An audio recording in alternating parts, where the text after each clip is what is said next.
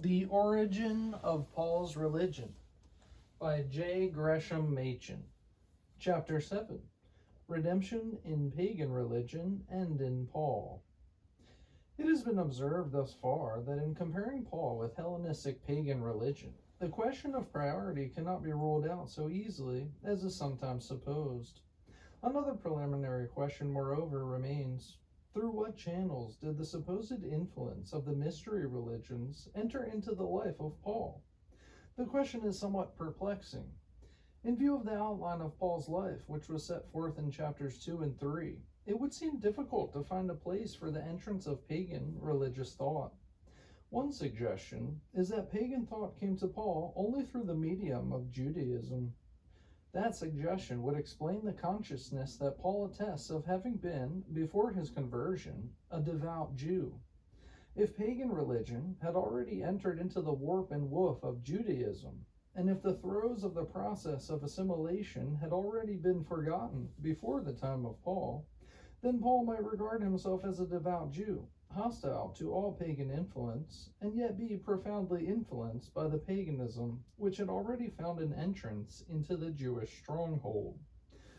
But the trouble is that with regard to those matters which are thought to be necessary for the explanation of Paul's religion, there is no evidence that paganism had entered into the common life of the Jews. It has been shown in chapter 5 that the Judaism of the first century, as it can be reconstructed by the use of extant sources, is insufficient to account for the origin of Paulinism. That fact is admitted by those scholars who are having recourse to the hypothesis of pagan influence. Therefore, if the pagan influence came to Paul through the medium of Judaism, the historian must first posit the existence of a Judaism into which the necessary pagan elements had entered. There is no evidence for the existence of such a Judaism. In fact, the extant Jewish sources point clearly in an opposite direction. It is exceedingly difficult, therefore, to suppose, in defiance of the Jewish sources, and in the mere interests of a theory as to the genesis of Paulinism, that the Pharisaic Judaism from which Paul sprang was imbued with a mystical piety like that of the mystery religions or of Hermes Trismegistus.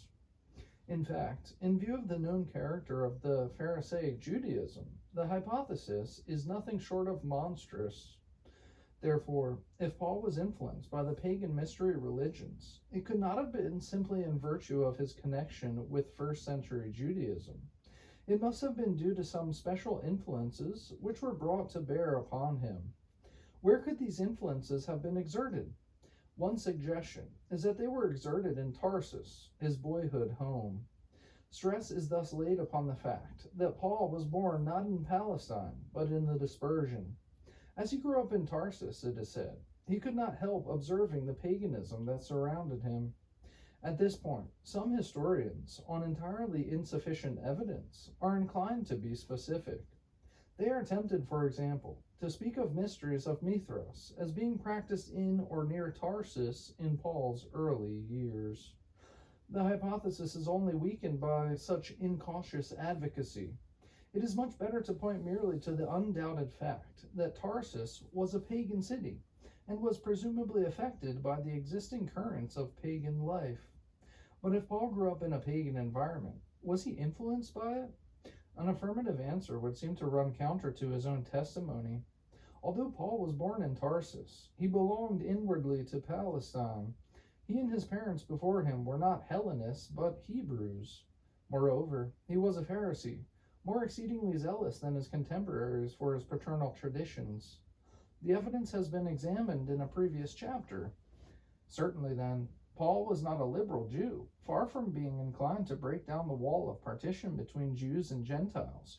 He was especially zealous for the law. It is very difficult to conceive of such a man, with his excessive zeal for the Mosaic law, with his intense hatred of paganism, with his intense consciousness of the all-sufficiency of Jewish privileges, as being susceptible to the pagan influences that surrounded his Orthodox home. The hypothesis must, therefore, at least be modified to the extent that the pagan influence exerted at Tarsus be regarded as merely unconscious. Paul did not deliberately accept the pagan religion of Tarsus, it might be said. but at least he became acquainted with it, and his acquaintance with it became fruitful after he entered upon his Gentile mission. According to this hypothesis, the attitude of Paul towards pagan religion was in the early days in Tarsus merely negative, but became more favorable, whether or no Paul himself was conscious of the real source of pagan ideas, because of subsequent events. But what were the events which induced in Paul a more favorable attitude towards ideas which were really pagan?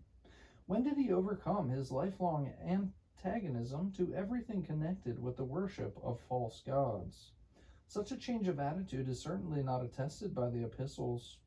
It will probably be admitted that if pagan influence entered into the heart of Paul's religious life, it could only have done so by some more subtle way than by the mere retention in Paul's mind of what he had seen at Tarsus.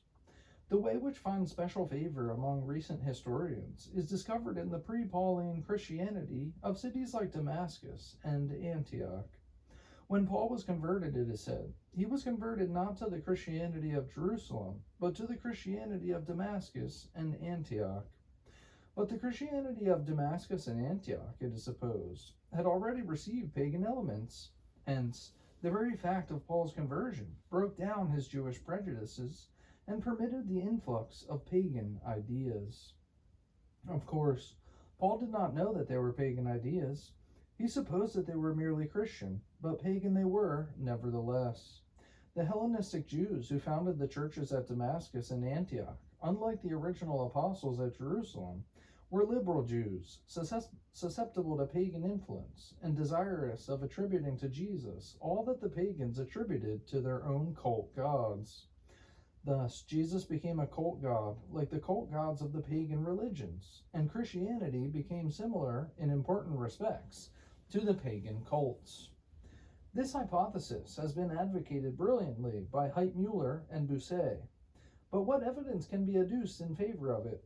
How may the Christianity of Damascus and Antioch, which is supposed to have been influenced by pagan religion, be reconstructed? Even Heitmuller and Bousset admit that the reconstruction is very difficult. The only unquestioned source of information about the pre-Pauline Christianity, which is the subject of investigation, is to be found in the Pauline epistles themselves.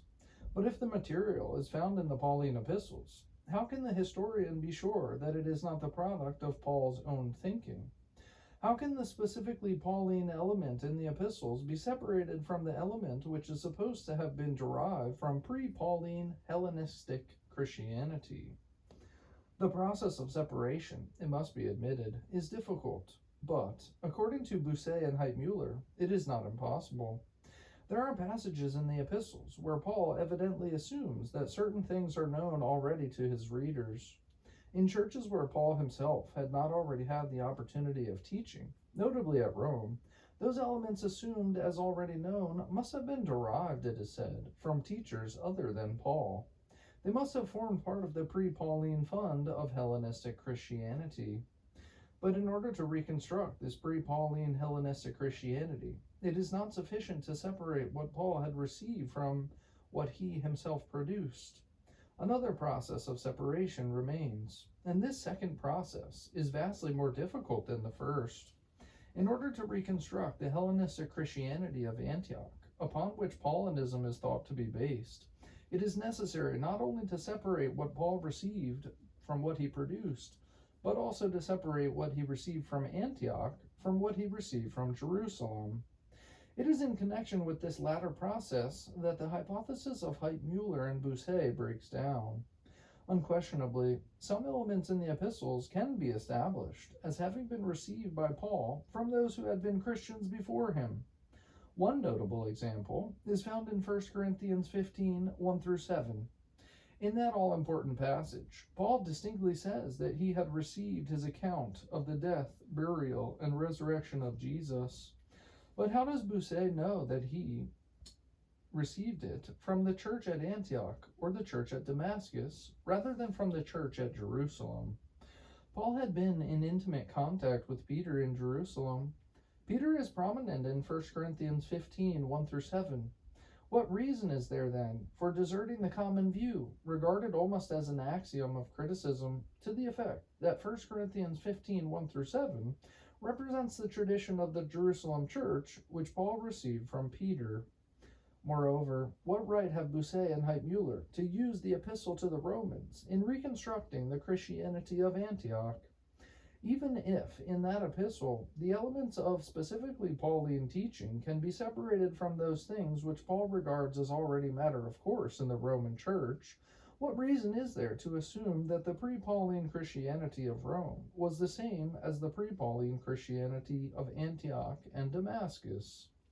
Information about the pre-Pauline Christianity of Antioch and Damascus is, to say the least, scanty and uncertain. And it is that Christianity, only the Christianity with which Paul came into contact soon after his conversion, and not the Christianity of Rome, which can be of use in explaining the origin of Paul's religion.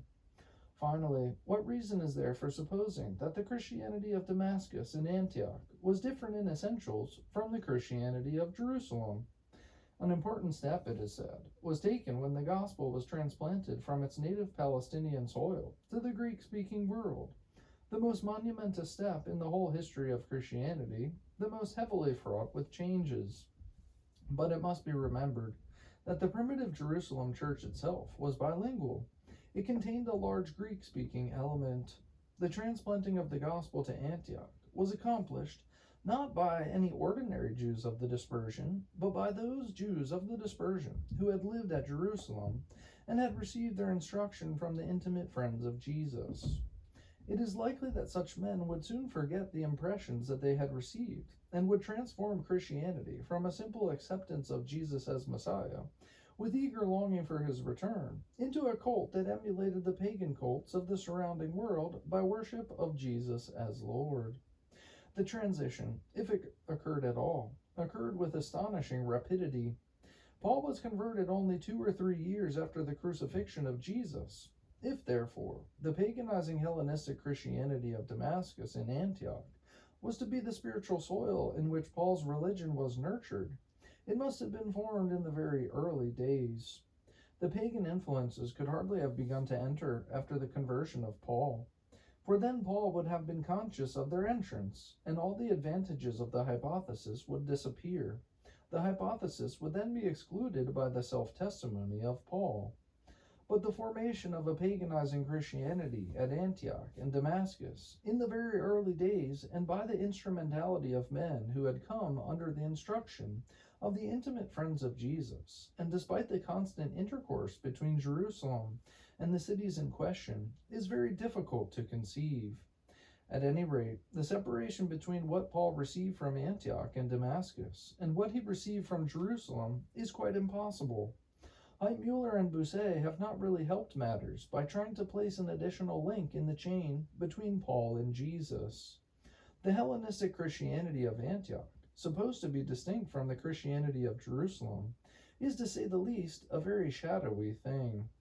But Bossuet and Heitmuller probably will not maintain that all the pagan influences which entered the life of Paul entered through the gateway of pre-Pauline Hellenistic Christianity. On the contrary, it will probably be said that Paul lived all his life in the midst of a pagan religious atmosphere, which affected him directly, as well as through the community at Antioch. But how was this direct pagan influence exerted? Some suppose that it was exerted through the reading of pagan religious literature. Others suppose that it came merely through conversation with the man in the street. Paul desired to become all things to all men, we are reminded, in order that by all means he might save some. 1 Corinthians 9:22.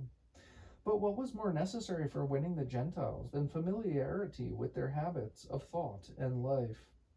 Therefore, it is said, Paul must have made some study of paganism in order to put his proclamation of the gospel in a form which would appeal to the pagans whom he sought to win. A certain element of truth underlies this contention. It should not be supposed that Paul was ignorant of the pagan life that surrounded him. He uses figures of speech derived from the athletic games. Here and there in his epistles, he makes reference to the former religious practices of his converts. It is not unnatural that he should occasionally have sought common ground with those to whom he preached. in accordance with the example contained in the 17th chapter of Acts. But on the whole, the picture of Paul making a study of paganism in preparation for his life work is too modern to be convincing.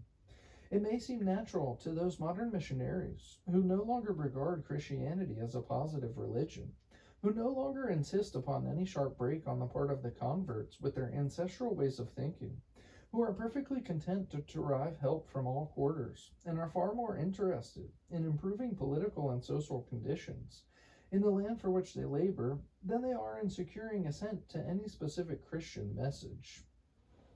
The Christianity of such missionaries might consistently be hospitable to foreign influence. Such missionaries might assign the central place in their preparation to the investigation of the religious life of mission lands. But the Christianity of Paul was entirely different. Paul was convinced of the exclusiveness and the all-sufficiency of his own message. The message had been revealed to him directly by the Lord. It was supported by the testimony of those who had been intimate with Jesus. It was supported by the Old Testament scriptures. But throughout it was the product of revelation. To the Jews it was a stumbling block, to the Greeks foolishness. But to those who were saved it was the power of God and the wisdom of God.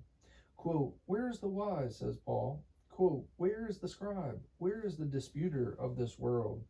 Hath not God made foolish the wisdom of the world?" End quote. It is a little difficult to suppose that the man who wrote these words was willing to modify the divine foolishness of his message in order to make it conform to the religion of pagan hearers.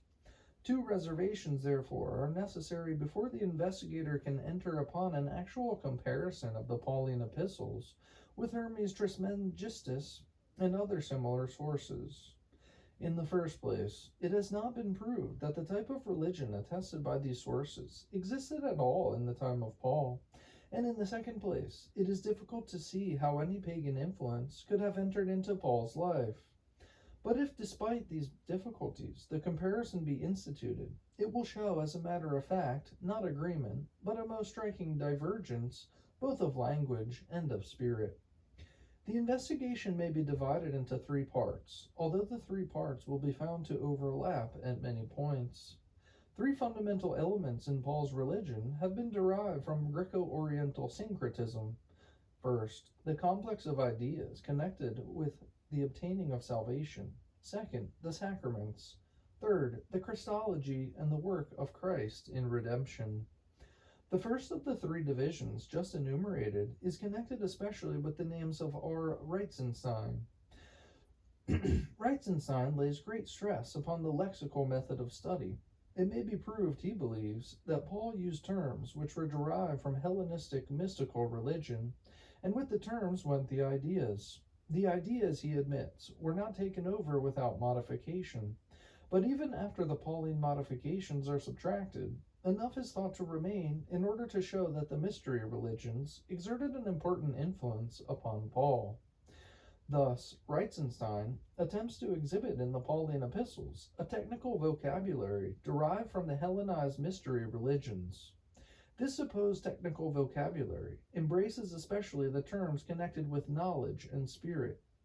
In the mystical religion of Paul's day, Reitzenstein says gnosis, knowledge, did not mean knowledge acquired by process of investigation or reasoning, but the knowledge that came by immediate revelation from a god. Such immediate revelation was given, in the mystery cults, by the mystic vision, which formed a part of the experience of initiation in the philosophizing derivatives of the mystery cults. Like the type of piety which is attested in Hermes Trismegistus, the revelation could be divorced from any external acts and connected with the mere reading of a book. But in any case, gnosis was not regarded as an achievement of the intellect. It was an experience granted by divine favor. The man who had received such favor was exalted far above ordinary humanity. Indeed, he was already deified. This conception of gnosis, Reitzenstein believes, is the conception which is found in the Pauline epistles. Gnosis, according to Paul, was a gift of God, an experience produced by the divine Spirit. In the case of Paul, Reitzenstein continues, the experience was produced through a vision of the risen Christ. That vision had changed the very nature of Paul. It is true, Paul avoids the term deification. He does not say, in accordance with Hellenistic usage, that he had ceased to be a man and had become God. This limitation was required by his Jewish habits of thought, but he does say that through his vision he was illuminated and received glory. Thus, although the term deification is avoided, the idea is present. As one who has received gnosis, Paul regards himself as being beyond the reach of human judgments, and is not interested in tradition that came from other Christians. In short, according to Reitzenstein, Paul was a true Gnostic. But this conclusion is reached only by doing violence to the plain meaning of the epistles. Gnosis in the early church, including Paul, as von Harnack well observes, is not a technical term. It is no more a technical term than is, for example, wisdom. In 1 Corinthians 12:8, it appears not by itself, but along with many other spiritual gifts of widely diverse nature. Gnosis, therefore, does not stand in that position of prominence which it ought to occupy if Reitzenstein's theory were correct. It is indeed, according to Paul, important, and it is a direct gift from God. But what reason is there to have recourse to Hellenistic mystery religions in order to explain either its importance or its nature? Another explanation is found much nearer at hand, namely in the Old Testament. The possibility of Old Testament influence in Paul does not have to be established by any elaborate arguments, and is not opposed by its own testimony. On the contrary, he appeals to the Old Testament again and again in his epistles, and the Old Testament contains all the elements of his conception of the knowledge of God.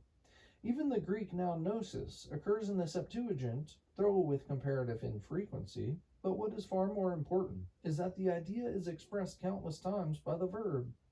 Let it not be said that the Septuagint is a Hellenistic book, and that therefore if the Septuagint idea of the knowledge of God affords the basis for Pauline teaching, that does not disprove the influence of the Hellenistic mystery religions. For in its rendering of the passages dealing with the knowledge of God, whatever may be said of other matters, the Septuagint is transmitting faithfully the meaning of the Hebrew text. Knowledge of God in the Hebrew Old Testament is something far more than a mere intellectual achievement. It is the gift of God, and it involves the entire emotional nature. But may it not be objected that the Pauline conception transcends that of the Old Testament, in that, in Paul, the knowledge of God produces a transformation of human nature, the virtual deification of man. I gotta reread that sentence. But may it not be objected that the Pauline conception transcends that of the Old Testament, in that in Paul, the knowledge of God produces a transformation of human nature, the virtual deification of man? This question must be answered in the negative. Undoubtedly, the Pauline conception does transcend that of the Old Testament, but not in the way which it is here supposed. The intimate relation between the believer and the risen Christ, according to Paul, goes far beyond anything that was possible under the old dispensation. It involves a fuller, richer, more intimate knowledge. But the experience in which Paul saw the risen Christ near Damascus was not an end in itself, as it would have been in the milieu of the mystery religions. It was rather a means to an end. It was the divinely appointed means by which Paul was convinced of an historical fact, the resurrection of Jesus, and was led to appropriate the benefits of that fact. Thus, as Oepike has well observed, Paul does not expect his converts all to see Christ, or even to have experiences like that which he... Thus, as Oepike has well observed, Paul does not expect his converts all to see Christ, or even to have experiences like that which is described in 2 Corinthians 12, 2-4. It is sufficient for them to receive the historical account of Christ's redeeming work through the testimony of Paul and of the other witnesses. That account, transmitted by ordinary word of mouth, is a sufficient basis for faith, and through faith comes the new life. At this point is discovered an enormous difference between Paul and the mystery religions. In the mystery religions, everything led up to the mystic vision. Without that mystic vision, there was no escape from the miseries of the old life. But according to Paul, the mighty change was produced by the acceptance of a simple story, an account of what had happened only a few years before, when Jesus died and rose again. From the acceptance of that story, there proceeds a new knowledge, a gnosis. But this higher gnosis in Paul is not the means of salvation, as it is in the mystery religions. It is only one of the effects of salvation. This difference is no mere matter of detail. On the contrary, it involves a contrast between two entirely different worlds of thought and life. The message of Paul, then, was a gospel, a piece of news about something that had happened. As has well been observed, the characteristic New Testament words are the words that deal with gospel, teaching, and the transmission of an historical message. Paul was not a Gnostic, but a witness. Salvation, according to his teaching, came not through a mystic vision, but through the hearing of faith.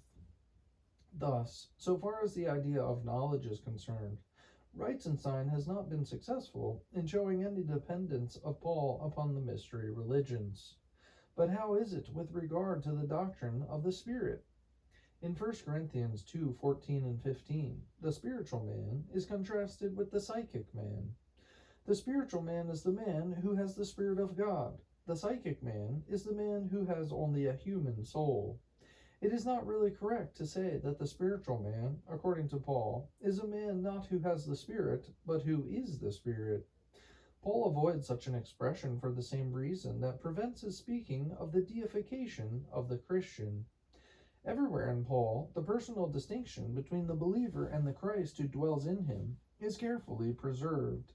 His mysticism, if the word may be used thus loosely, is never pantheistic.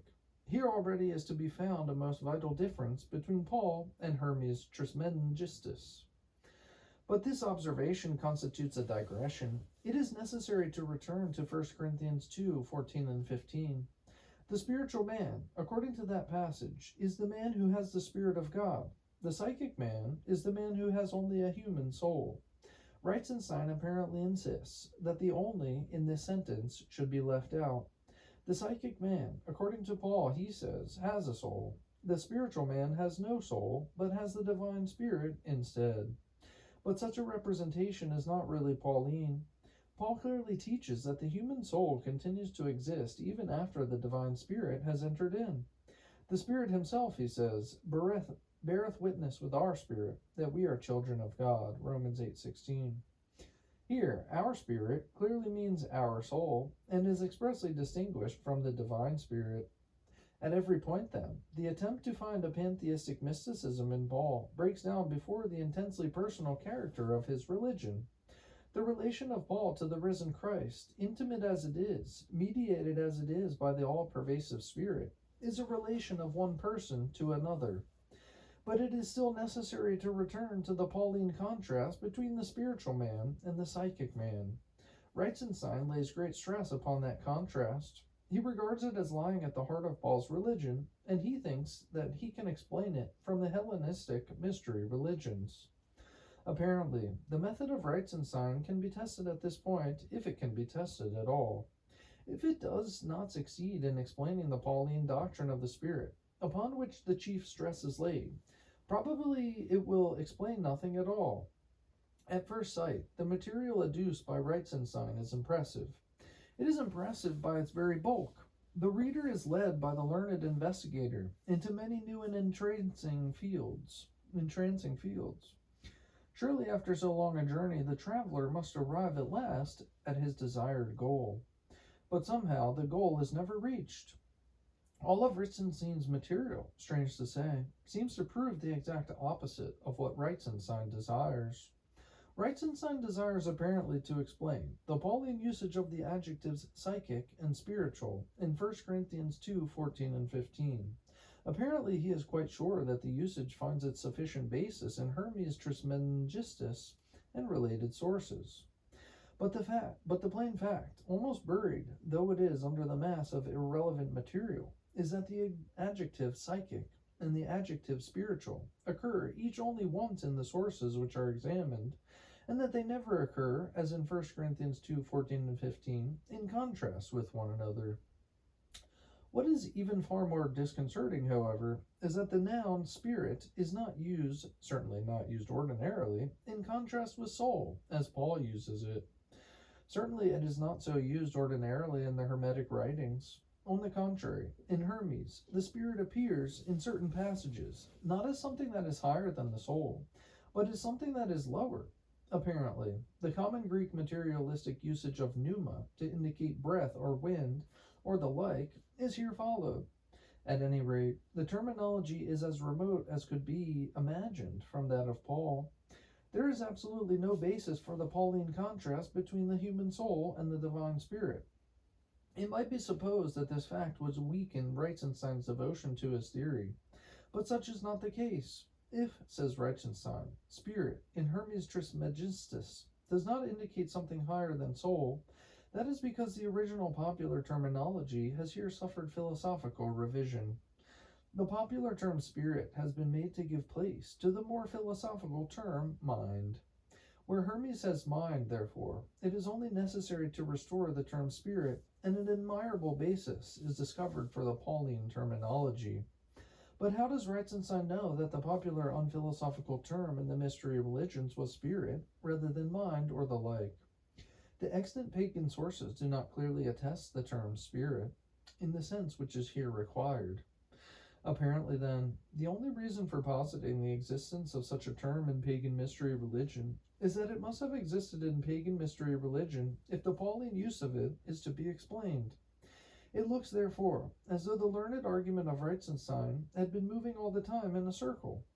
After pursuing a roundabout course through many centuries and many races of men, after acquiring boundless treasures of curious information, after impressing the whole world with the learning thus acquired, the explorer arrives last at the exact point where he started, and no richer than when he first set out.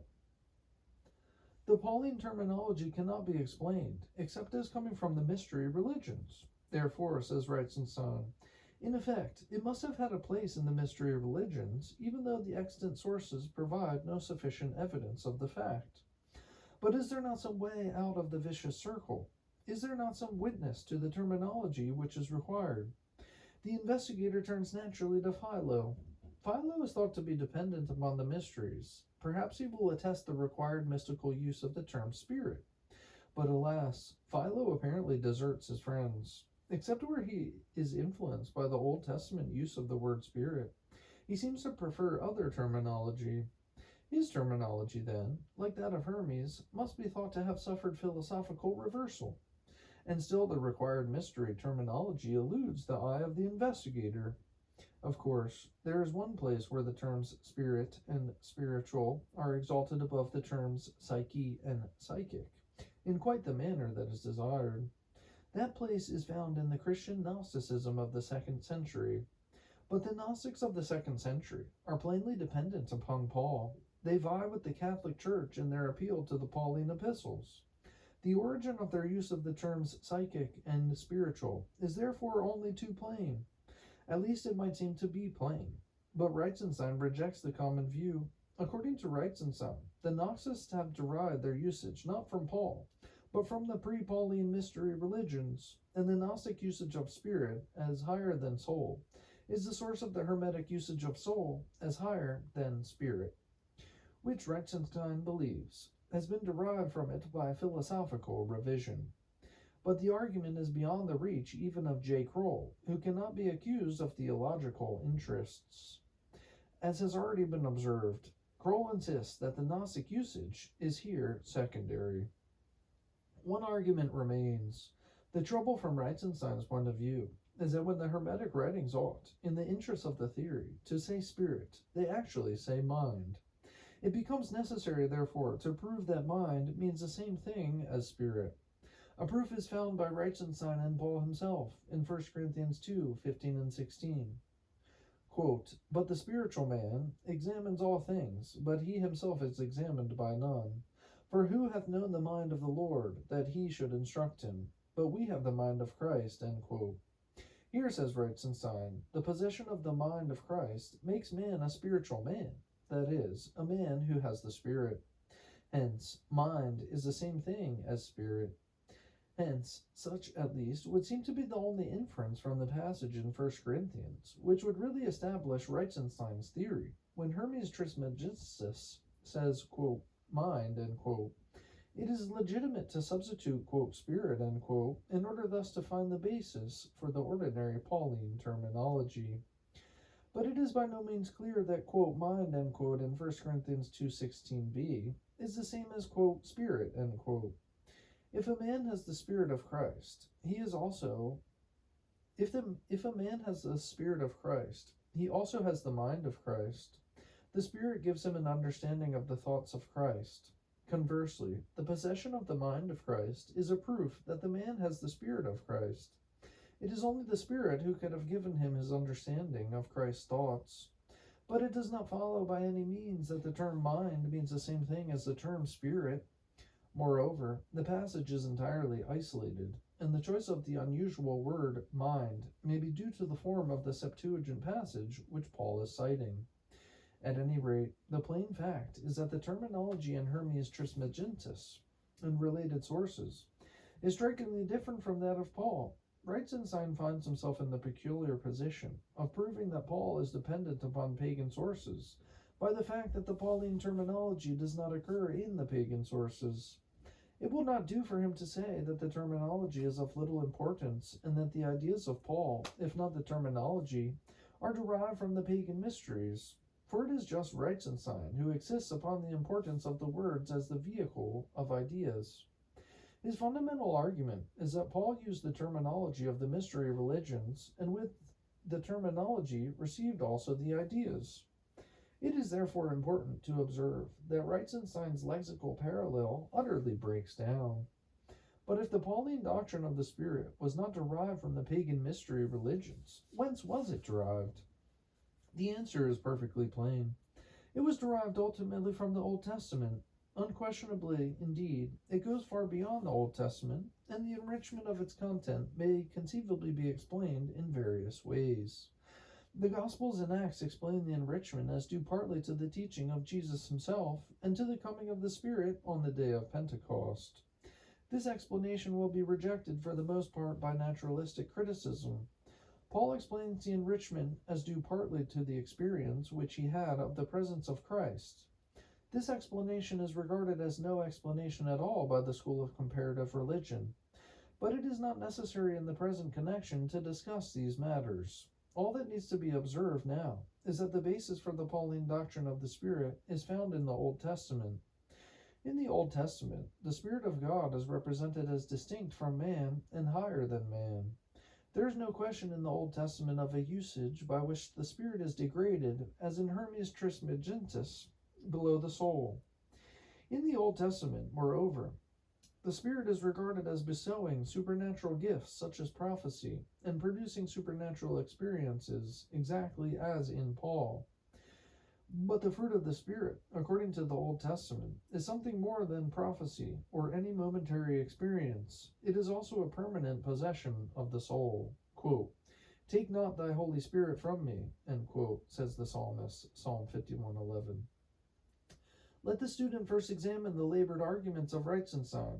Let him examine the few faint approaches to the Pauline terminology which have been gleaned from the pagan sources, mostly late and of uncertain origin. Let him observe that just where Greek usage approaches Paul most closely in form, as in the divine spirit of Menandar, it is most diametrically opposed in content. Let him reflect that the influence of pagan usage is contrary to Paul's own consciousness, and then let him turn to the Old Testament. Let him remember that the Pauline use of the Old Testament is no matter of conjecture, but is attested everywhere in the epistles, and let him examine the Old Testament usage in detail. The Pauline terminology, quote, the Holy Spirit, end quote, the, quote, Spirit of God, end quote, so signally lacking in early pagan sources, appears here in all its richness, and with the terminology go the depths of life. In turning from Hermes to the Hebrew Scriptures, the student has turned away from Stoic pantheism, away from the polytheism of the mystery religions, away from the fantastic speculations of a decadent philosophy, to the presence of the personal God. And in doing so, he has found the origin of the religion of Paul. Thus, the the lexical argument of Reitzenstein breaks down at the decisive points. It would indeed be rash to assert that Paul never uses a term derived from the pagan mysteries. For example, in Philippians 4:12, he uses the verb that means to be initiated. Quote, "In everything and in all things I have been initiated," end quote, he says, quote, "both to be filled and to suffer hunger, both to abound and to be in want," end quote. But this example shows clearly how little importance is sometimes to be attributed to the ultimate derivation of a word. The word initiate is here used in a purely figurative way. It is doubtful whether there is the slightest thought of its original significance. The word has been worn down by repeated use almost as much as, for example, the word which means supply in Galatians 3:5. Etymologically, that word means to be the leader of a chorus. It referred originally to the Athenian custom by which a wealthy citizen undertook to defray the cost of the chorus at one of the dramatic festivals. But later it was used to designate any act of bountiful supplying. And when it was used by Paul, its origin was entirely forgotten. It would be ridiculous to make Paul say that in bestowing the Spirit upon the Galatian Christians, God acted as the leader of a chorus. It is not essentially different with the verb meaning to be initiated in Philippians. In both cases, an institution of ancient Hellenic life, in the former case, the religious festivals, in the latter case, the mysteries, has given rise to the use of a word which found its way into the Greek world language of the Hellenistic age and continued to be used even where there was no thought of its ultimate origin. This example is instructive because the context in the Philippians passage is plainly free from all mystical associations. Plainly, therefore, the use of a word derived from the mysteries does not necessarily indicate any agreement with the mystical point of view. Indeed, it may perhaps indicate the exact opposite. If the idea to initiate had associations connected with the center of Paul's religious life, it is perhaps doubtful whether Paul could have used the word in so purely figurative a way, just as he would not have used the word meaning, quote, to be the leader of a chorus, end quote, in referring to God's bestowal of the Spirit, if he had the slightest thought of the Athenian festivals. If, then, it should appear that Paul uses a vocabulary derived from the mysteries, the fact would not necessarily be of any significance whatever in determining the origin of his religion. Every missionary is obliged to take the words which have been used in the religion from which converts are to be won in order to express the new ideas. Translators of the Bible in the modern mission fields are obliged to proceed in this way. Yet the procedure does not necessarily involve any modification of Christian ideas. The old words are given loftier meanings in order to become the vehicle of Christian truth. The original meanings provide merely a starting point for the new teaching. Conceivably, the Apostle Paul might have proceeded in this way. Conceivably, he might have used words connected with the mystery religions in order to proclaim the gospel of Christ. As a matter of fact, the evidence for such an employment of a mystery terminology in the Pauline epistles is very slight. In 1 Corinthians 2, 6, and 7, Paul uses the terms mystery and perfect or full grown. The former word was sometimes used to designate the mysteries in the technical, religious sense, but it is also used in Greek in a very much more general way. And certainly as it is used in Paul, it is very remote from the technical meaning. The Christian mystery, according to Paul, is not something that is to be kept secret on principle, like the mysteries at Eleusis, but it is something which, though it was formerly hidden in the counsels of God, is now to be made known to all. Some, it is true, may never be able to receive it, but that which is necessary, in order that it may be received, is not, quote, gnosis, end quote, or an initiation.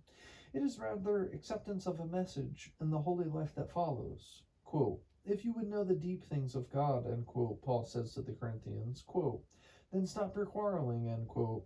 We find ourselves here in a circle of ideas quite different from that of the mystery religions. As for the word, quote, teleilios, T-E-L-E-I-O-S, end quote, it seems not to have been discovered in pagan sources, in the sense of, quote, initiated, end quote, which is sometimes attributed to it in 1 Corinthians. Apparently it means simply, quote, full grown, end quote.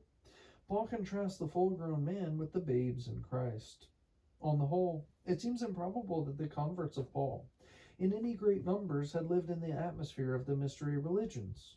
At any rate, Paul certainly does not use the technical vocabulary of the mysteries. That fact has been amply demonstrated by von Harnack in the illuminating study which he has devoted to the terminology of the new birth. The earliest genuine technical terms in the vocabulary of the early church, von Harnack believes, is, quote, illumination, end quote, as Justin Martyr uses it to designate baptism. Certainly in the earlier period, there is not the slightest evidence of any such fixity in the use of terms as would have appeared in the New Testament writers if they had adopted a technical vocabulary. Therefore, if the dependence of Paul upon the mystery religions is to be demonstrated, the lexical method of Reitzenstein must be abandoned.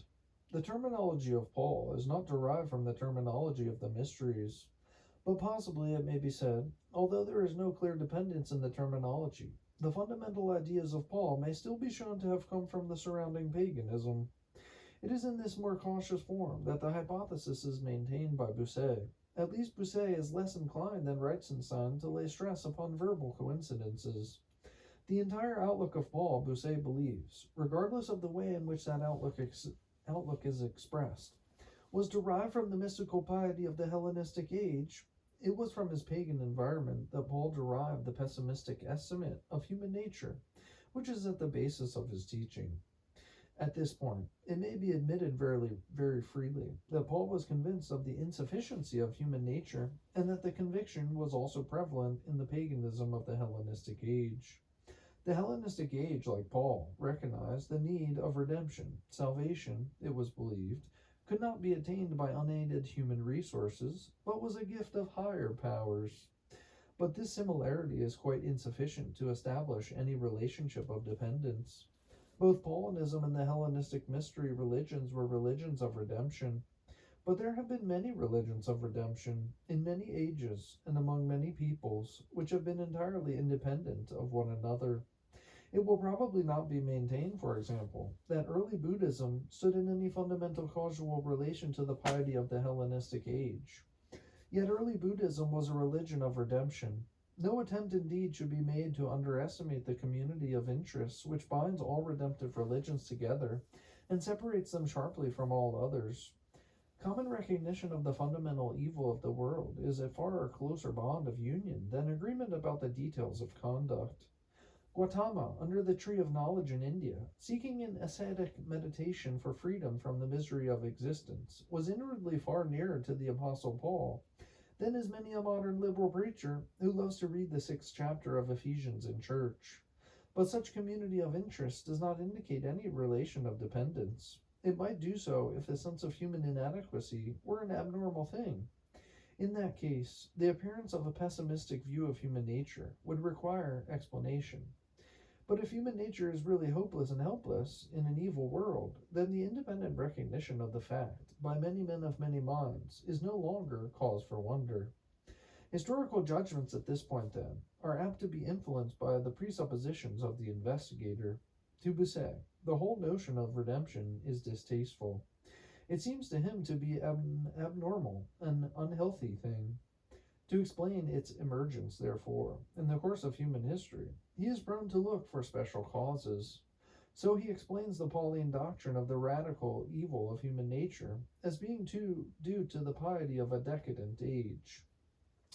But if this world is really an evil world, as Paul says it is, then recognition of the fact will appear spontaneously at many points. For a time, in an age of high achievements, like the age of Pericles, the fundamental problem of life may be forgotten. But the problem is always there, and will force itself ever anew into the consciousness of men. At any rate, whether desirable or not, the longing for redemption is a fundamental fact of history, and may be shown to have emerged independently at many points. The character of Paulinism as a redemptive religion, the Pauline doctrine of human depravity, is therefore insufficient to establish dependence of Paul upon the mystery religions of the Hellenistic age. Dependence could be established only by similarity in the form in which the doctrine of depravity appears. But as a matter of fact, such similarity is strikingly absent. The Pauline use of the term flesh to denote that in which evil resides can apparently find no real parallel whatever in pagan usage. And the divergence appears not only in terminology, but also in thought. At first sight, there might seem to be a parallel between the Pauline doctrine of the flesh and the Greek doctrine of the evil of matter, which appears in the Orphic sects, then in the Plato, and in his successors. But the parallel breaks down upon closer examination. According to Plato, the body is evil because it is material. It is the prison house of the soul. Nothing could really be more remote from the thought of Paul. According to Paul, the connection of soul and body is entirely normal, and the soul apart from the body is in a condition of nakedness. It is true, the body will be changed at the resurrection or at the coming of Christ. It will be made more adequate for the kingdom of God. But at any rate, there is in Paul no doctrine of the inherent evil of matter. The real starting point of the Pauline doctrine of the flesh is to be found in the Old Testament, in the passages where flesh denotes human nature in its frailty. Certainly, the Pauline teaching is far more highly developed than the teaching of the Old Testament, but the Old Testament provides the starting point. The, quote, flesh, end quote, in Paul, when it is used in its developed, ethical sense, does not mean the material nature of man. It includes rather all that man receives by ordinary generation. The contrast between, quote, flesh, end quote, and spirit, therefore, is not the contrast between matter and spirit. It is a contrast between human nature, of which sin has taken possession, and the Spirit of God. I'll reread that. The contrast between flesh and spirit, therefore, is not the contrast between matter and spirit. It is a contrast between human nature, of which sin has taken possession, and the Spirit of God. Certainly, at any rate, whatever solution may be found for the intricate problem of the Pauline usage of the term flesh, the Pauline pessimism with regard to human nature is totally different from the dualistic pessimism of the Hellenistic age. It is different because it does not make evil reside in matter as such, but it is different also in a far more fundamental way. It is different in its ethical character. The Hellenistic age was conscious of the need of salvation, and salvation, it was recognized, must come from outside of man. But this consciousness of need was not always, and not clearly, connected with questions of right and wrong. The Hellenistic age was conscious of inadequacy, of slavery to fate, of the futility of human life as it is actually lived upon the earth. Here and there, no doubt, there was also a recognition of existing moral evil, and a longing for a better life. But such longings were almost submerged amidst longings of a non-ethical kind. The mysteries were cherished for the most part, not because they offered goodness, but because they offered happiness. In Paul, on the other hand, the consciousness of human inadequacy is essentially a consciousness of sin, and redemption is desired because it satisfies the hunger and thirst after righteousness. At this point, the contrast with the Hellenistic mystery religions is profound.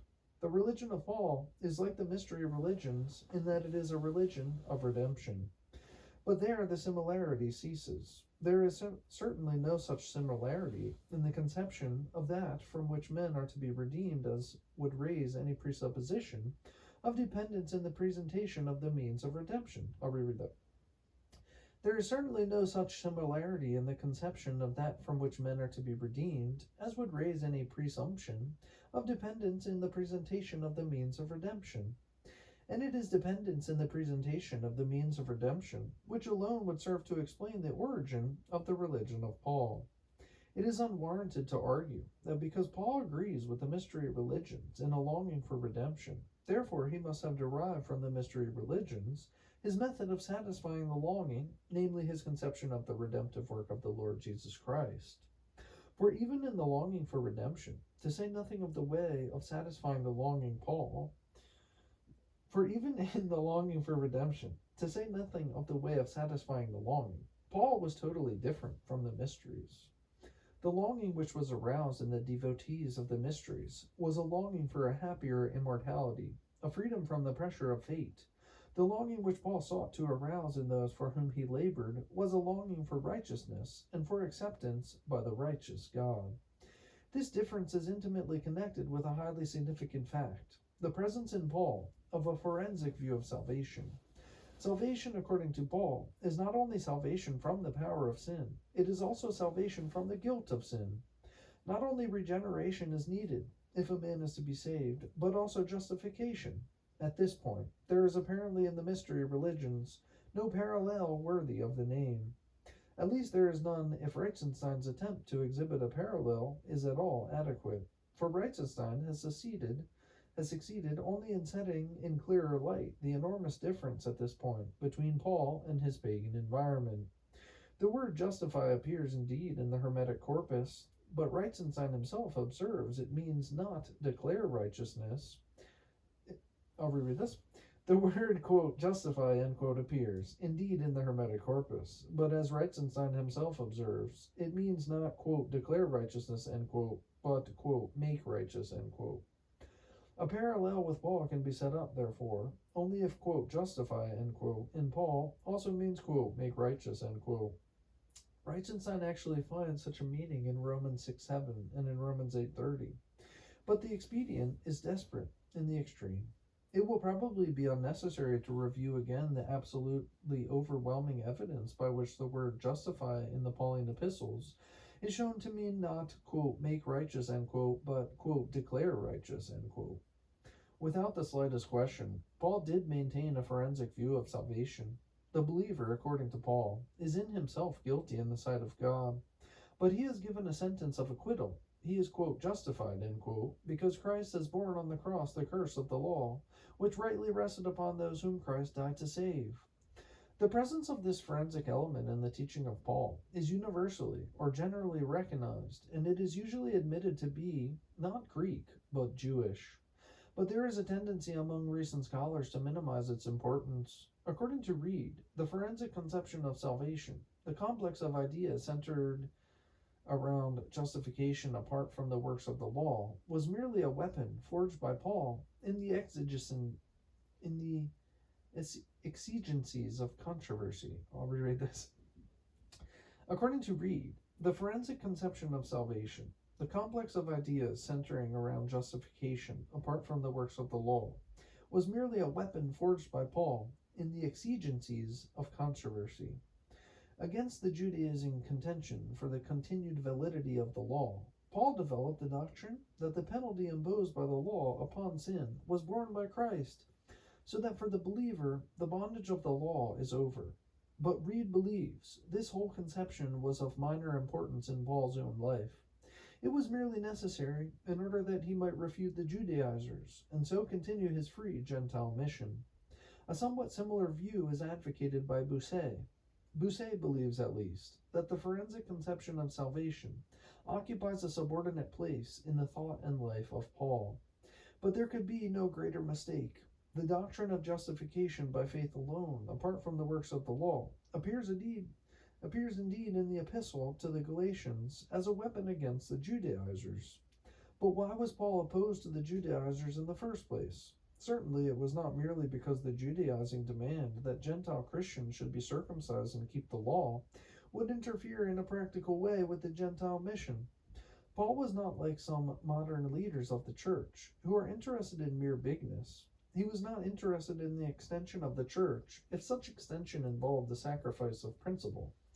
Nothing could be more utterly unhistorical than the representation of Paul as a practical missionary developing the doctrine of justification by faith in order to get rid of a doctrine of the law which would be a hindrance in the way of his Gentile mission. Such a representation reverses the real state of the case. The real reason why Paul was devoted to the doctrine of justification by faith was not that it made possible the Gentile mission, but rather that it was true. Paul was not devoted to the doctrine of justification by faith because of the Gentile mission. He was devoted to the Gentile mission because of the doctrine of justification by faith. And he was opposed to the Judaizers, not merely because they constituted a hindrance in the way of the Gentile work, but because they made the cross of Christ to none effect. Quote, if righteousness is through the law, then Christ died in vain, end quote, Galatians 2:21. These words are at the very heart of Paul's life, for they involve the Pauline doctrine of the grace of God. There could be no greater error, therefore, than that of representing the Pauline doctrine of justification by faith as a mere afterthought, as a mere weapon in controversy. Paul was interested in salvation from the guilt of sin no whit less than in salvation from the power of sin, in justification no whit less than in the new creation. Indeed, it is a great mistake to separate the two sides of his message. There lies the root error of the customary modern formula for explaining the origin of the Pauline theology. According to that formula, the forensic element in Paul's doctrine of salvation, which centers in justification, was derived from Judaism, and the vital or essential element, which centers in the new creation, was derived from paganism. In reality, the two elements are inextricably intertwined. The sense of guilt was always central in the longing for salvation, which Paul desired to induce in his hearers, and imparted to that longing an ethical quality which was totally lacking in the mystery religions. And salvation in the Pauline churches consisted not merely in the assurance of a blessed immortality, not merely in the assurance of a present freedom from the bondage of fate, not merely even in the possession of a new power of holy living, but also and everywhere in the consciousness that the guilt of sin had been removed by the cross of Christ. There is no affinity, therefore, between the Pauline doctrine of salvation and that which is found in the mystery religions. The terminology is strikingly different, and the difference is even greater in the underlying ideas.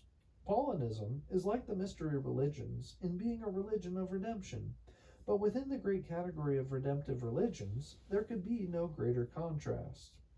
This conclusion might be overthrown if certain recent contentions should prove to be correct with regard to the second of the elements in Paulinism, which are being derived from pagan religion.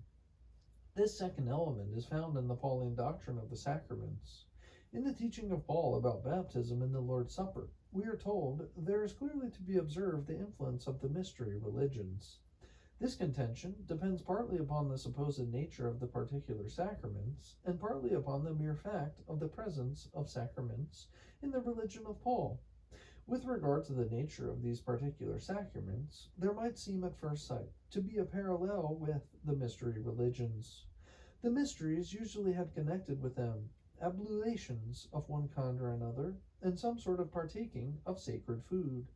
But it is singularly difficult to determine the meaning of these practices.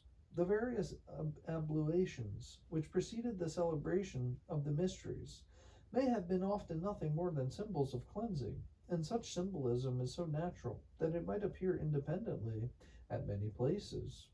It appears, for example, highly developed among the Jews, and in the baptism of John the Baptist, it assumes a form far more closely akin to Christian baptism than in the washings which were connected with the pagan mysteries. The evidence for a sacramental significance of the ablutions in the mysteries, despite confident assertions on the part of some modern writers, is really very slight. Most interesting, perhaps, of all the passages which have been cited is that which appears in Papyrus, paragraph 47, a papyrus letter written in the 2nd century before Christ. This passage may be translated as follows, quote, "For you are untruthful about all things, and the gods who are with you likewise, because they have cast you into greater matter, and we are not able to die. And if you see that we are going to be saved, then let us be baptized," end quote. It is possible to understand the death that is referred to as the mystical death, which would be attained in the mysteries, and to connect the baptism with that death, and with the consequent salvation. There would thus be a parallel, external at least, with the 6th chapter of Romans, where Paul connects baptism with the death and resurrection of Christ. But the papyrus passage is hopelessly obscure, and is capable of very different interpretations. Moulton and Milligan, for example, take the verb, quote, "to be baptized," end quote, in a purely figurative sense, as meaning simply, quote, "to be overwhelmed with calamities," end quote. According to this interpretation, the reference to the mysteries disappears altogether. At any rate, the passage, if it does refer to the mysteries, is altogether isolated, and in view of its extreme obscurity, it should not be made the basis of far-reaching conclusions. What is now being maintained is not that the washings which were connected with the mysteries were never sacramental. It is incautious to make such a sweeping negative assertion, but so far as the pre-Pauline period is concerned, the evidence which has been adduced is, to say the least, exceedingly scanty. It has by no means been proved that in the pre-Pauline mysteries, quote, "baptism," end quote, was connected closely with the new birth. With regard to the partaking of sacred food, the evidence is, in some respects, more abundant. Even in the mysteries of Eleusis, a special significance seems to have been attributed to the drinking of the kykeon, and the initiates into the Phrygian mysteries are reported by Clement of Alexandria, similarly Firmicus and Maternus, to have used a formula including the words, quote, I ate from the drum, I drank from the cymbal, end quote. So far as the form of the act is concerned, the similarity to the Christian Eucharist is here certainly not great. There was eating and drinking in both cases, but everything else, so far as can be seen, was different. In the mysteries of Mithras, the similarity of form seems to have been greater. The initiates partook of bread and of a cup in a way which Justin Martyr regarded as a demoniac imitation of the Christian sacrament. According to Cumont, moreover, the Mithraic practice was clearly sacramental. The initiates expected from their sacred banquet a supernatural effect. But it will be remembered that considerations of date render an influence of Mithras upon Paul exceedingly improbable, and the significance of the eating and drinking in connection with other mysteries is obscure. Apparently, these acts did not form a part of the mysteries proper, but were only a preparation for them. In a very savage form of religion, there appears the notion that men could partake of the divine nature by actually eating the god. For example, in the worship of Dionysus, the worshippers in the height of religious frenzy tore in pieces the sacred bull and devoured the raw flesh. Here, the bull apparently represented the god himself. This savage practice stands in external parallel with certain passages in the New Testament, not only with the references in John 6 to the eating of the flesh and drinking of the blood of Christ, but also, though less clearly, with the Pauline teaching about the Lord's Supper. In 1 Corinthians 10:16, Paul speaks of the cup of blessing as being communion of the blood of Christ, and of the bread as being communion of the body of Christ. Have we not here a sublimated form of the pagan notion of eating the god? The supposition might seem to be strengthened by the parallel, which Paul draws a few verses further on, between the cup of the Lord and the cup of demons, and between the table of the Lord and the table of demons. The demons, it is said, being regarded by Paul as identical with the heathen gods. But the trouble is that the savage notion of eating the god does not seem to have survived in the Hellenistic mystery religions. At this point, therefore, the student of comparative religion is faced with a difficulty exactly opposite to that which appears in most of the parallels which have been set up between the teaching of Paul and pagan religion. In most cases, the difficulty is that the pagan parallels are too late. Here, on the contrary, they are too early. If Paul is dependent upon the pagan notion of eating the god, he must have deserted the religious practice which prevailed in his own day in order to have recourse to a savage custom which had long since been abandoned. The suggestion does not seem to be very natural. It is generally admitted that even where Christianity is dependent upon Hellenistic religion, it represents a spiritualizing modification of the pagan practice. But at this point, it would have to be supposed that the Christian modification proceeded in exactly the opposite direction. Far from marking a greater spiritualization of a pagan practice, it meant a return to a savage stage of religion, which even paganism had abandoned. Efforts are sometimes made to overcome this objection. Quote, we observe in the history of religion, says Heitmuller, quote, that tendencies connected with low stages of religious development, which is in the higher stages, were quiescent or extinct, suddenly spring up again. Of course, in a modified form adapted to the changed circumstances, end quote. Such general observations, even if they are based upon fact, will hardly serve to render the present hypothesis any more plausible.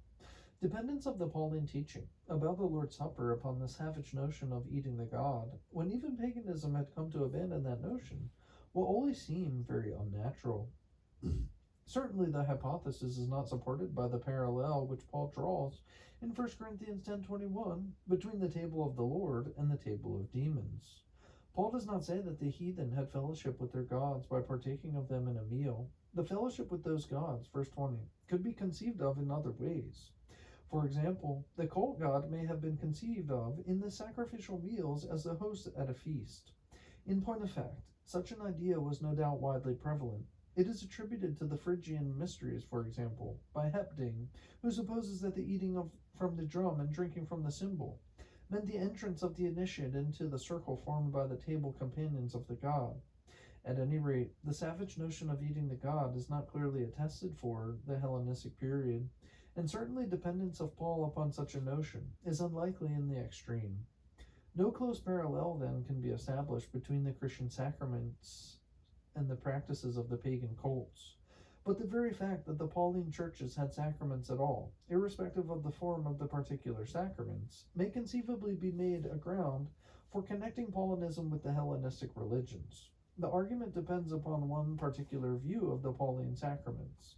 It depends upon the view that baptism and the Lord's Supper were conceived of as conveying blessings, not in virtue of the disposition of soul with which they were administered or received, but in virtue of the sacramental acts themselves. In other words, to use traditional language, the argument depends upon the view that the Pauline sacraments conveyed their blessing, not ex opera operantis, but ex opera operato. In the Pauline churches, it is argued, the beginning of the new life and the communion with the cult god were connected with certain ceremonial acts. So it was also in the mystery religions. Therefore, Paulinism is to be understood in connection with the mysteries. But the interpretation of the Pauline epistles, upon which this hypothesis is based, is fraught with serious difficulty.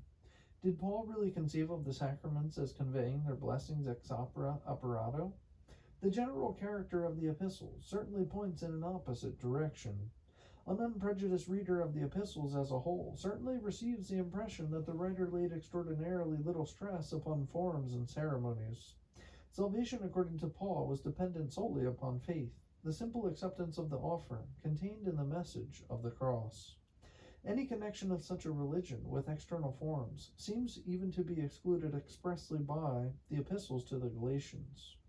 A dispensation of forms and ceremonies, according to that epistle, belongs to the period of childish bondage from which Christ has set men free. Yet such a writer, it is maintained, actually taught that the mere act of baptism conveyed the blessing of a new life, and the mere partaking of food and drink conveyed the blessing of communion with the risen Christ. The supposition seems at first sight to be preposterous. If it is to be established, it can only be on the basis of the clearest kind of evidence. The evidence, it should be noted at the start, is at any rate decidedly limited in extent. It is only in the first epistle to the Corinthians that Paul mentions the Lord's Supper at all, and it is only in Romans 6 and Colossians 2:12 that baptism is connected with the death and resurrection which the believer is said to have shared with Christ. The limited extent of the evidence may, in itself, be significant. If Paul held the high sacramentarian view of baptism and the Lord's Supper, it seems a little strange that he should have laid so little stress upon the sacraments.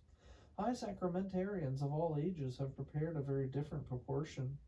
It seems still more strange, perhaps, that Paul should have said that Christ sent him not to baptize, but to preach the gospel. 1 Corinthians 1:17.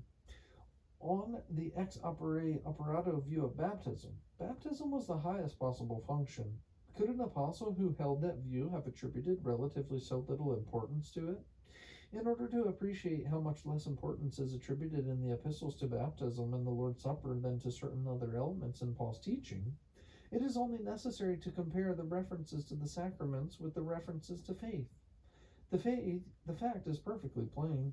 When Paul speaks in the large about the way of salvation, it never seems to occur to him to mention the sacraments. What he does think of is the message of the gospel and the simple acceptance of it through faith. These facts are sometimes admitted even by those who attribute a high sacramentarian view of the sacraments to Paul. Paulinism, when taken as a whole, it is admitted, is certainly not a sacramentarian religion. What has happened, then, it is supposed, is that Paul has retained in the doctrine of the sacraments an element derived from a lower type of religion, an unassimilated remnant of the type of religion which is represented in the mystery cults.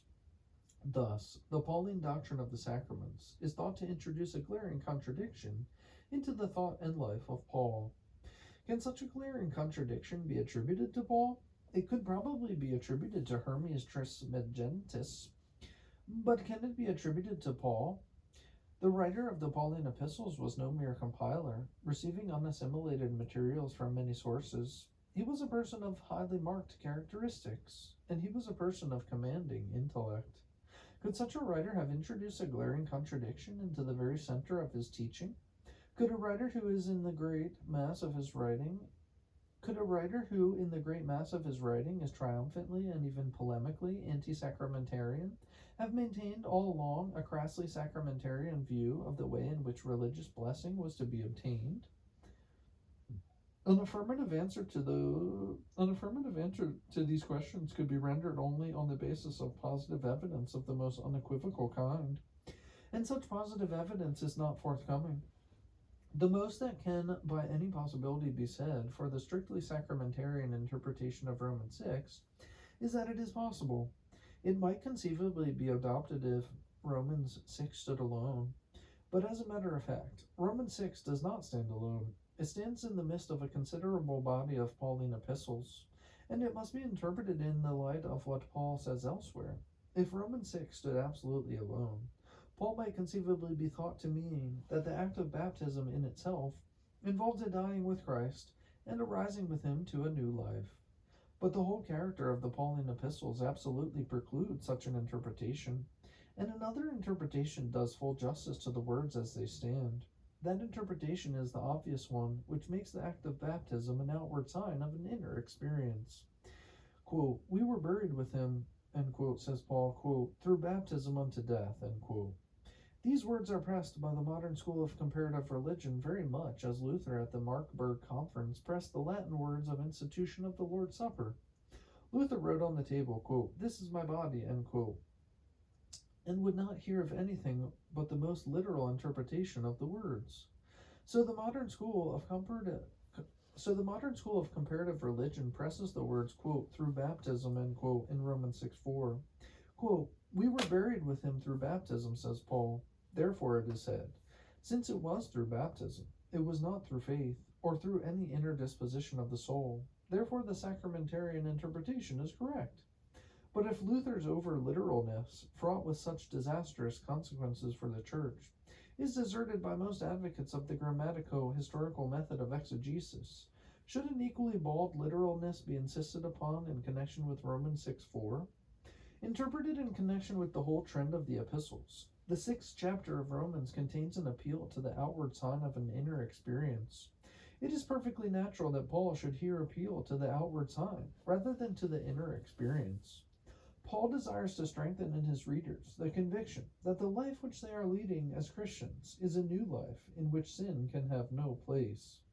Unquestionably, he might have appealed to the faith which had been the means by which the new life had been begun. But faith is not something that can be seen. Baptism, on the other hand, was a plain and obvious fact. To use a modern term, it, quote, visualized, end quote, faith. And it is just the visualizing of faith that Paul here desires. When the Roman Christians were baptized, they were convinced that the act meant a dying with Christ and a rising with him. It meant the beginning of their Christian life. It was a solemn and definite act. It was something that could be seen as well as felt. Conceivably, indeed, the act in itself might have been unaccompanied by faith, but in the early church, such cases were no doubt extremely rare.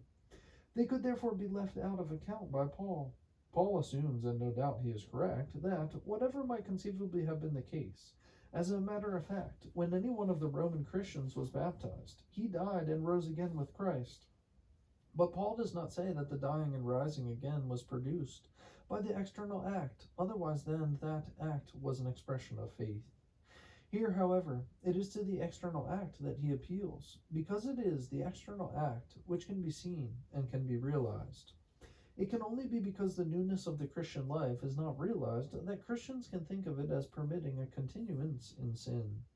What enables it to be realized is that which can actually be seen, namely, the external and obvious fact of baptism.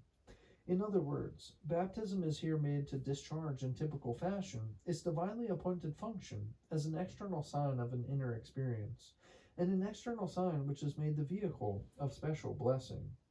A similar interpretation may be applied to all the references to the sacraments which occur in the Pauline epistles. What sometimes produces the impression of an ex operato conception of the sacraments is that Paul does not take into account the possibility that the sacraments might be unaccompanied by faith. So in Galatians 3:27 he says, quote, "All ye who were baptized into Christ did put on Christ," end quote. These words, if taken alone, might mean that every man, whatever the condition of his soul, who went through the external form of baptism had put on Christ. But of course, as a matter of fact, Paul means nothing of the kind. What he does mean is that the baptism of the Galatians, since that baptism was accompanied by faith, Galatians 3:2, meant that concrete case, putting on of Christ. What he does mean is that the baptism of the Galatians, since that baptism was accompanied by faith, Galatians 3:2, meant in that concrete case the putting on of Christ. Here again there is an appeal, in the presence of those who were in danger of forgetting spiritual facts, to the external sign which no one could forget. This interpretation cannot be invalidated by the passages which have been appealed to as supporting a crassly ex operato conception of the sacraments.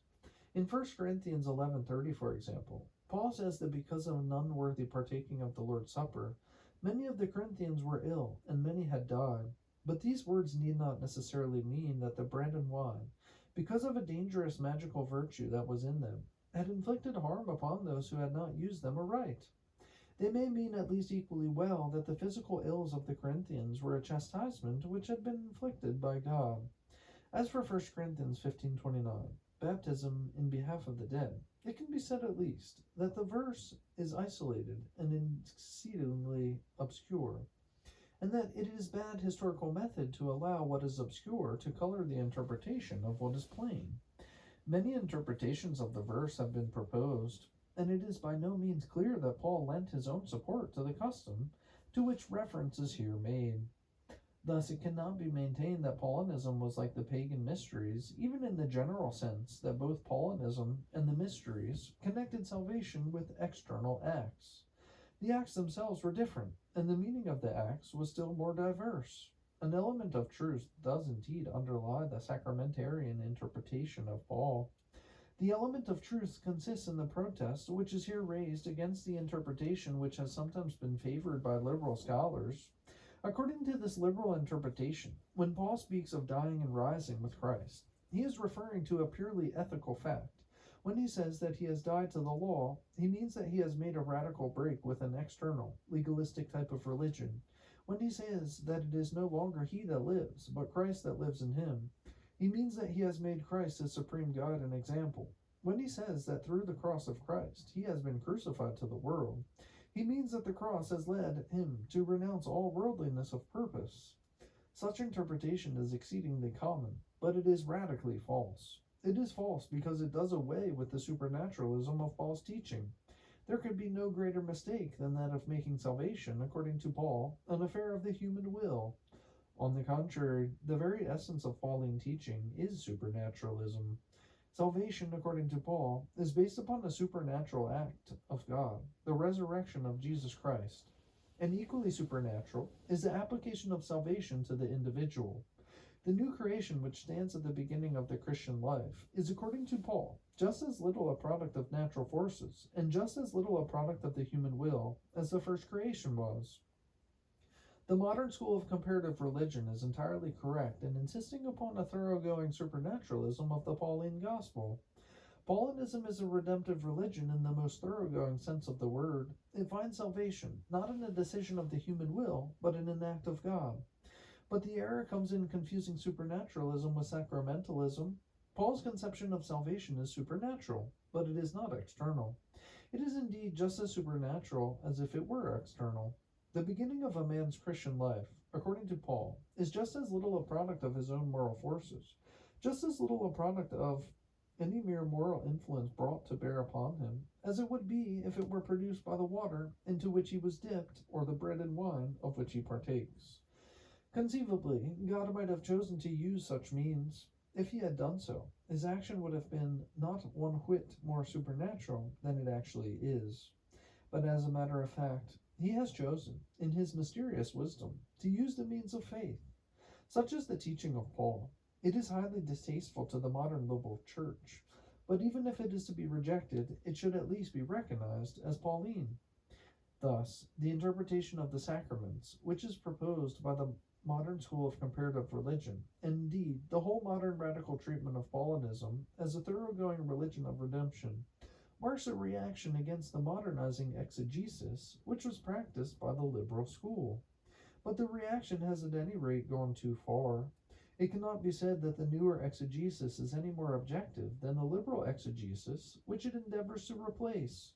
The liberal scholars were concerned to keep Paul as near as possible to their modern naturalistic principles in order to continue to use him for the edification of the church. The radical scholars of the school of comparative religion are concerned to keep him as far away as possible from modern naturalistic principles in order to bring him into connection with the crass externalism of the mystery religions.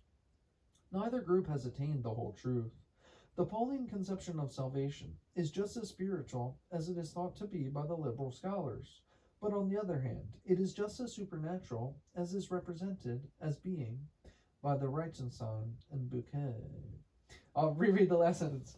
The Pauline conception of salvation is just as spiritual as the Pauline conception of salvation is just as spiritual as it is thought to be by the liberal scholars, but on the other hand, it is just as supernatural as it is represented as being by Reichenstein and Bouquet.